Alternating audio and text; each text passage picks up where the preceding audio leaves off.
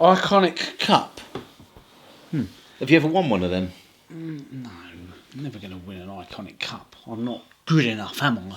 You're not. Anyway, welcome to Pop Along RC. My name is Mark. This is Carl right here. And today's video is all about the Team Associated B7 and my amazing experience with it. I've raced it on Astro. I've raced it on high grip. I've raced it on low grip. Do you want to know what I think about it? No. Oh, it's going to be a short video then, isn't it? Yeah, look at this. This is a Team Associated RC10 B2. It's beautiful. It's beautiful. Nice. It is a nice car. It's actually a nice looking paint job. I think somebody out there will know who probably did that paint job. What year is that? That's a good question. Oh man, the B2. I'll tell you what, I'm going to stick it on the screen about now. But the B2, what a fantastic car. Yeah, rear motor. I would really like to get this thing back up and running. So in order to do it, I've had a look and I'm going to have to spend a little bit of money. I need to get some new wheels, some new tyres, because they've got a slightly different setup on the wheels. Yeah. And I would like to take this vintage racing. But I thought it'd be interesting today. How far have they gone? What is modern day buggies versus old school buggies? All right, well, should we have a little bit of butchers then? Let's have a look. Right, okay, before we do anything in regards to that, I just want to tell people what I've actually done to this car, because this is...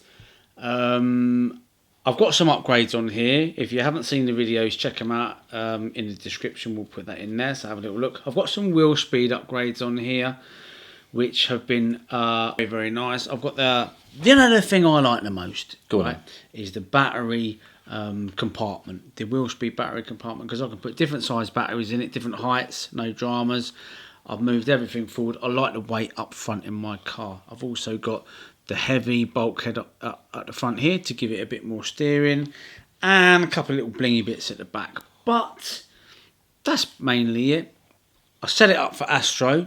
Yeah. Right? That went well, didn't it? Over at Hearts. Yeah, it went really well. I think the first, maybe second time I was there, I managed to scrape into the A final, just purely because I had a clean run of it, to be quite honest. Didn't win it, obviously, but I'd done all right. When I took this back onto carpet, I didn't want to change too much because I wanted to go between Astro and carpet. Cool. So obviously, amazing first impressions running on Astro, but you had to get this car ready for the charged RC. So what did you do to get it ready for carpet? The only thing I really did was change the shocks, in which I drilled out the pistons slightly. You know what, you're going to hate me, but I can't remember what I did. So if I can find it, I'll put it in the description what I've done, right? Yep. Don't think, to be honest, at my level of driving, it's going to make a huge difference anyway. So the main thing I changed, all I did was lower the ride height for carpet, and that was it. That was it. And you've been making consistently a final over at DMS with this car. Yeah, so to DMS is lower grip, right, which I quite like, to be quite honest. And I stuck it into the A last time, and I actually came fourth, which I was super happy about. But what was interesting is I took the B6.4 out before this, just to see what would happen, right? And I assumed that as this was its Astro setup, it wouldn't be very good. I was totally wrong. I put this on the track after the B6 and it absolutely smashed the B6 out of the park. This was much better, much easier to drive. When it was going over the slippy, it didn't the rear end didn't sort of skid out or anything like that.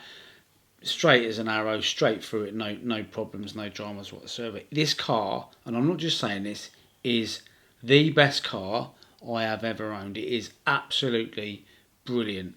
The only thing I broke on it, these little turnbuckle, the plastic bits on the turnbuckles, because I hammered it into the wall.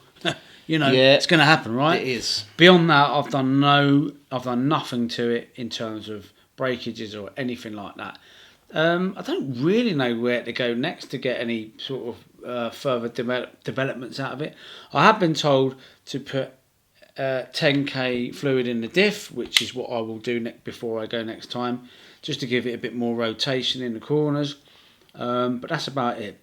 A little bit about the Orca electronics. They're absolutely brilliant. I'm using the Bluetooth connector, and the beauty about that is you can do a few laps and you can stay on the rostrum and then pull the car to the side, pull your phone out, make some change in practice, obviously, not in a race meeting, do some changes and then enter it and then put your phone back in your pocket and carry on. You don't need to go to the pits to change anything.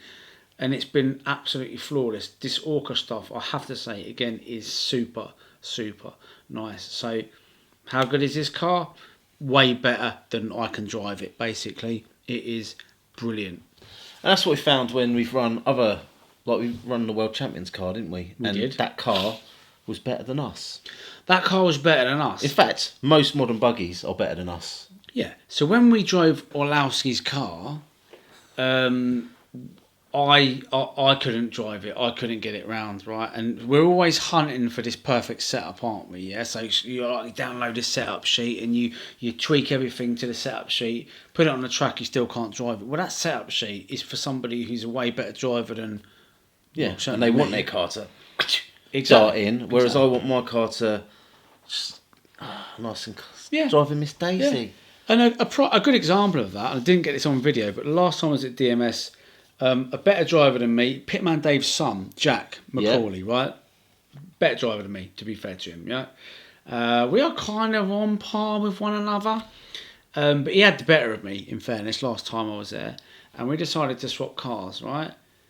I could not drive his car, and he could not drive my car to the point where he hit it and broke another turnbuckle.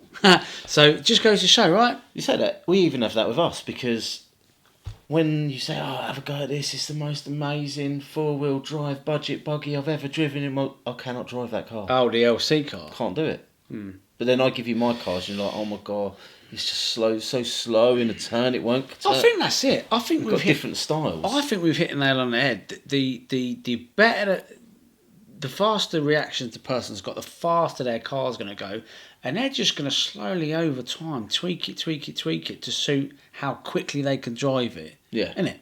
You know, definitely. And I think that's basically the fundamentals of being able to get a car around and not. It's got to be set up for you, basically.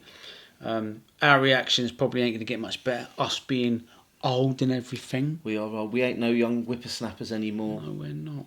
No, we're not. So these cars are set up well for us. But there you go. So yeah, I'm running it with the Orca stuff in. It's a super nice car. Your favourite car out of all your cars in your collection is that? Well, modern, yes.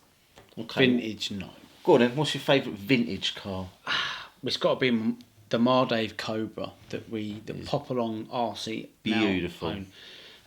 What a fun car to have a go at. It's not. The thing is with these modern buggies, they are brutal, aren't they? Like, absolutely. I mean, you could put a 4.5 turn motor in this quite happily, and the car will last. You don't want to strip gears in it or anything. It'll just scream. It'll just scream. Like, yeah. It's on it. You can't do that with some of the older cars, or most of the older cars. So they have to be driven a little bit slower. Yeah. I'm interested to see whether I can get this thing around, even getting it back on track, and having a little bit of fun. Because I say, I've got modern buggies, but I quite like my vintage stuff. Yeah, well, that is a nice car, and it's actually... I think it needs a lot doing to it, to be quite honest. It looks okay. But the main differences between these two is that, you know, Team Associated over the years, because everything's so high grip now, right? Yeah. Indoor carpet racing here in the UK is like, some carpets are like Velcro, yeah? So you've got people that are super gluing sidewalls just so that it doesn't bite into the corners and things like that. But, you know, everything's down low on this car. Everything's down low. The shocks are, you got your big bore shock. I'm not allowed to talk about it. We don't talk about big bore shocks. Forget that then. It's got bigger shocks on here than on this one. It's got little skinny shocks on it. Little skinny shocks on that one. Not so much girth on yours. No. But, again, if we just turn the car side on, my motor's out here. Exactly. And your motor ain't out there. It ain't out there because they want to get as much of the weight forwards as possible. because it's high grip, and you know, in on carpet, and you know, you want to get the weight to the front, because when you're hammering it around the corners, these two-wheel drive cars, and that's where the evolution from the B6.4 to the B7 came into play, by putting the extra gears in. I think it's like a 5-speed gearbox, a 5-gear. Yeah, you've got 3 idler gears in now, I think, and it's pushed everything And what that forward. does, it allows you to move the motor even further forward, which then pushes the battery even further forward. And it's getting that weight over those front wheels, so you can have that cornering speed. Yeah. And it's an interesting thing, you know, because you obviously got different manufacturers. You run the Schumacher LD3, right? Yeah. Which is equally a fantastic car, right? So what's interesting about the manufacturers is one company will do something, and then the other company will have a little look at that and go, okay, we'll see what they've done here, and they might change things to sort of... I don't suppose they have any other option but just to match what other companies are doing. And again, going back to the 5 gears that you've got in there, Willspeed were doing that with their RF3s. They've been doing that for a while. So the ideas are everywhere. Speaking of ideas, we're going to have to wrap this video up, because I've got another one I want to do with you. Fair enough. It's very interesting. Sounds good. Wait until you see this. All right.